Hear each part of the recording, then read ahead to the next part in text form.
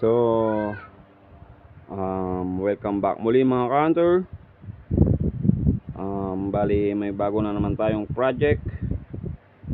Ito ang aking Nimrod Big Tank.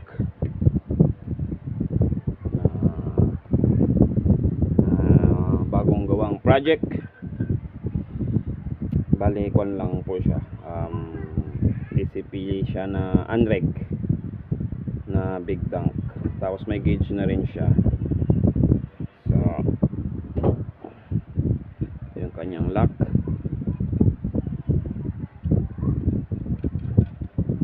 So, bali wala pa yung barrel kasi in-order pa natin mga idol. Sensya na kayo mga idol kasi ngayon lang ulit ako nakapag-vlog kasi sobrang busy lang po sa trabaho. Ito yung kanyang trigger. Bali ang design na ginawa ko dito mga idol ay tukak siya. 1, 2. Yan, tukak lang po siya. Tukak. And then lalagyan ko rin siya ulit ng gaya ng una-unang ginawa ko.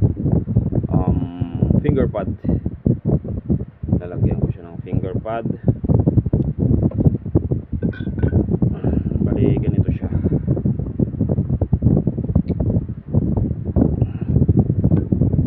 Hindi siya parehas ng unang nagawa ko na may yung spring niya andito sa may puwetan. Dito sa may baba. Bali andito yung spring niya mga idol.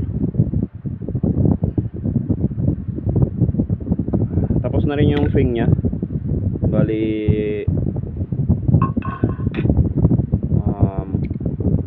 hindi ko pa kasi napinturahan yung swing kaya hindi ko pa naipakita sa ngayon, pero tapos na siya kanyang swing.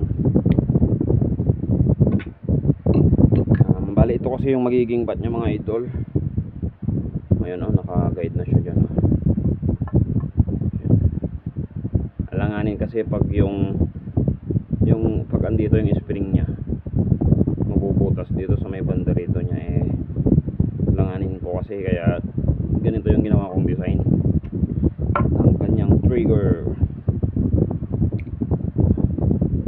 Bali tukak lang siya idol mga idol so sa tingin ko mas maganda rin tong design nito kasi tukak siya. Ang kagandahan lang nung unang nagawa kong ganito,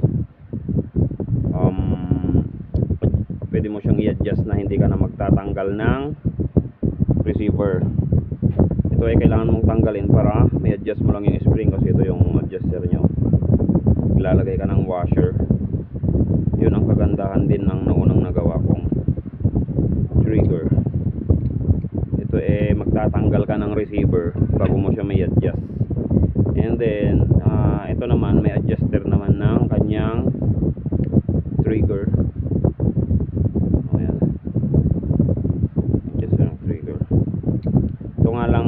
Hammer niya pag mag-adjust ka ng hammer dito is lalagay ka talaga ng washer or magpapalit ka ng mas malakas na spring kapag gusto mong mag-adjust ng kanyang output o gusto mo siyang palakasin.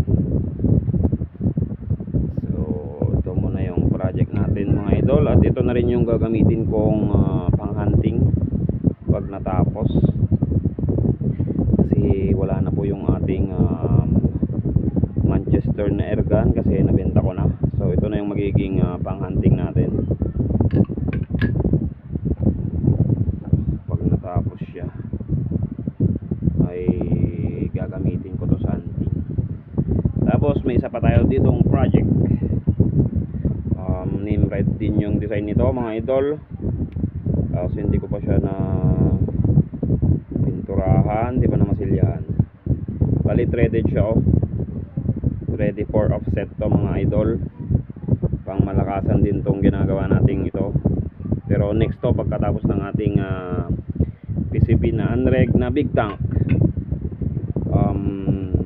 Nimrod style na Big Tank ito mga idol.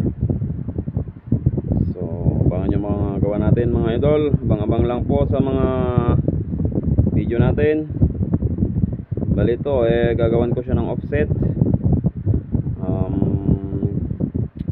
Isang pang malakasan din na gawa natin na Nimrod style din siya. So hanggang dito na muli mga ka-hunter, mga idol. Maraming salamat sa inyong walang sawang panunood at pagsuporta. Thank you po.